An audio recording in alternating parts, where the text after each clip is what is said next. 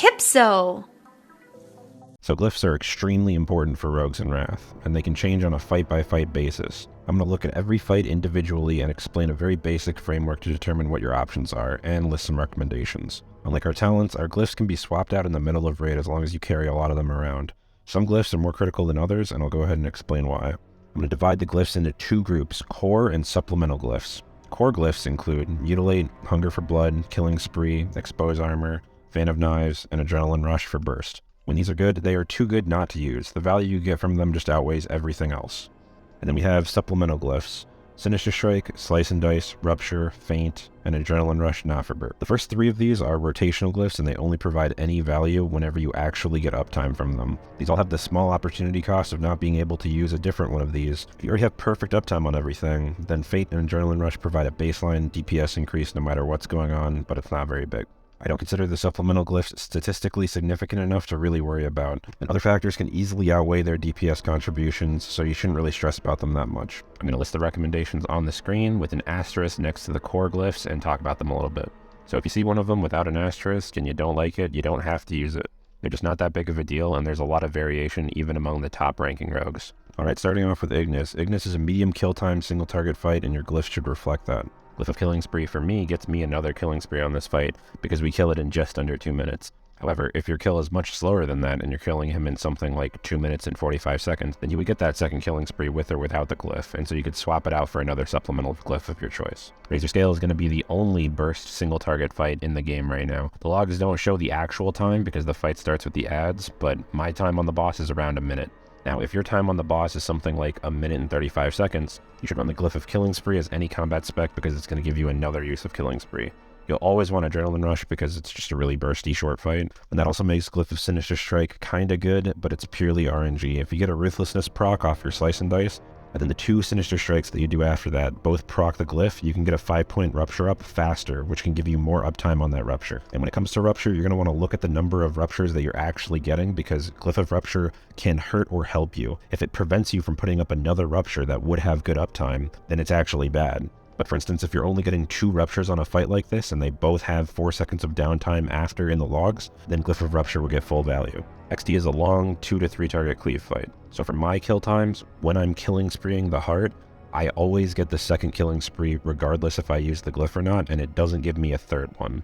That may or may not be true for you, but for me, the Glyph of Killing Spree doesn't have any value here. For supplemental glyphs, you can use Sinister Strike to try and RNG more finishers on the heart. The heart usually does not live longer than 15 seconds, so Adrenaline Rush doesn't really get any additional value, but if your guild kills the heart in, say, 22 seconds, then you'd probably want to run it. And the Glyph of Feint has some really good value to use during the Tantrum. You can also run Glyph of Fan to Fan of Knives the Sparks when they come out, and I would highly recommend this if your guild sucks at killing sparks and there are frequently 2 sparks out at once. However, if you're only fanning with 1 spark out, it's probably a DPS loss if you lose uptime on Rupture or Slice and Dice. But when your Sinister Strike combo points aren't going to do anything, then you can just fan instead. Also, there's only 1 top-parsing rogue using fan on XT, so feel free to do something else. Fan Council is a medium-length single-target fight. Same thing as XT here, however, we're not looking at fight duration for Killing Spree Glyph. Killing Spree is generally a bad ability to use on Iron Council. And I may make a whole video on Killing Spree later and how it can hurt your DPS, so subscribe for that, but it's only worth casting on this fight in 2 situations. One is when you Death Grip Stormcaller on pull, and while he's alone, Slice and Dice him and get the Killing Spree off. And the other is whenever you're killing Steelbreaker and the Rune of Power just expired. Killing Spree will take you out of the rune usually. Adrenaline Rush has double the value if the 5 extra seconds that you get from it are used during the Rune of Power. And I like Sinister Strike when there's a lot of target switching to get up a faster Rupture. Albalon is a long single target fight. Similar situation to Iron Council, but we need to pay attention to Killing Spree and where your raid puts the constellations. If the constellations are being tanked right next to Algalon, then Killing Spree is much worse. When you're killing spreeing Algalon alone the entire fight on cooldown, it's very good. Feint Glyph also has a lot of additional value from reducing the star death damage. Used to run Fan of Knives on this fight because damage done to dark matters that were killed during the fight contributed to your parse on Warcraft logs, but now it doesn't. Goldarn is a burst cleave fight. For Assassination, you want to go the Mutilate Blade Flurry spec and use your normal single target rotation on the boss. So that means no Glyph of Hunger for Blood or Glyph of Fan. A lot of people don't know why Glyph of Slice and Dice is good here, so I'll go ahead and explain why. For Assassination, you just don't have that many other options, and for combat, anytime you're in an AoE viable situation, it is critical that you maintain Slice and Dice while you spam as many Fan of Knives as possible, which provides rotational glyphs a massive increase in value, because every Sinister Strike that you don't have to do turns into a Fan of Knives. You also want Glyph of Adrenaline Rush here just to burst more Fan of Knives. Arya is a burst AoE opener into a short single target. Adrenaline Rush Glyph can be insanely good or just very good on this fight. Very good because it's a short fight, so you get value out of it anyway, and extremely good if the cats actually live for the full 20 seconds.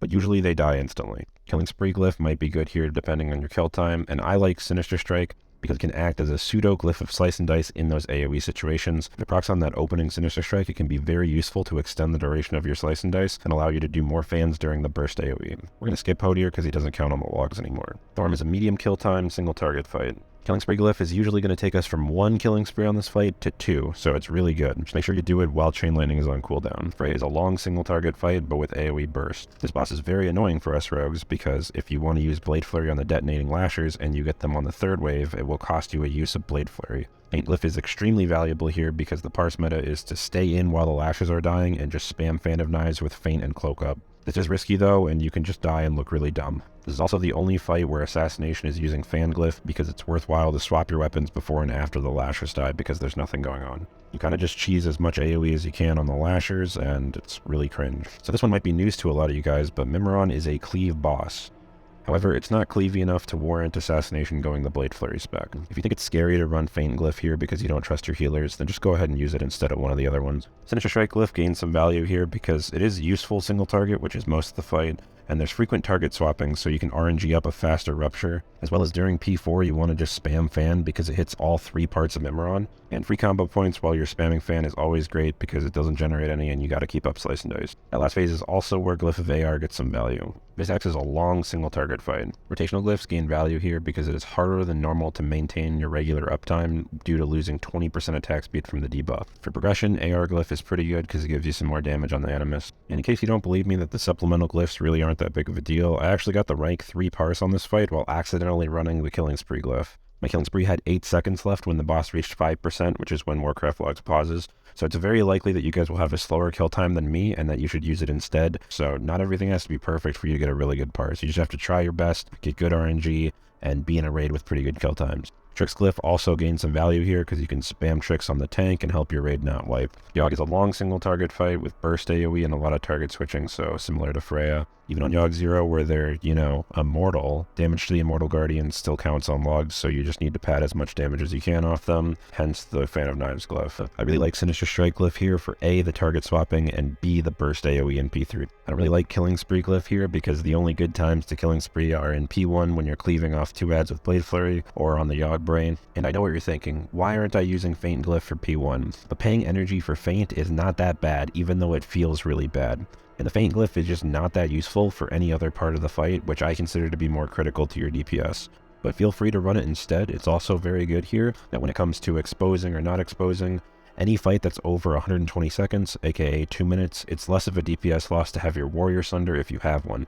So fights like Vizax and Algalon, you should theoretically always be the Combat No Expose or the Assassination specs. XT and Yogg are very tricky because it's easy to stack Sunders on the body of Yogg or XT, but it's very hard on the brain or the heart, so you may just run an exposed setup despite even having a Sundering Warrior. But that's the video. This one was a lot of work, so remember to like and sub, and if you don't have a rogue, level 1 with RestedXP with my link in the description. And also keep in mind that all of this is subject to change. Parsing meta is always evolving, and what we do at the end of the phase is going to look a lot different than what we do at the beginning of the phase, or even when this video is made. I'm also going to document the end phase weeks of parsing, so if you guys aren't fortunate enough to be in a parse guild, you'll be able to know what it's like and the kind of stuff that we did. But thanks for watching, have a good one, guys.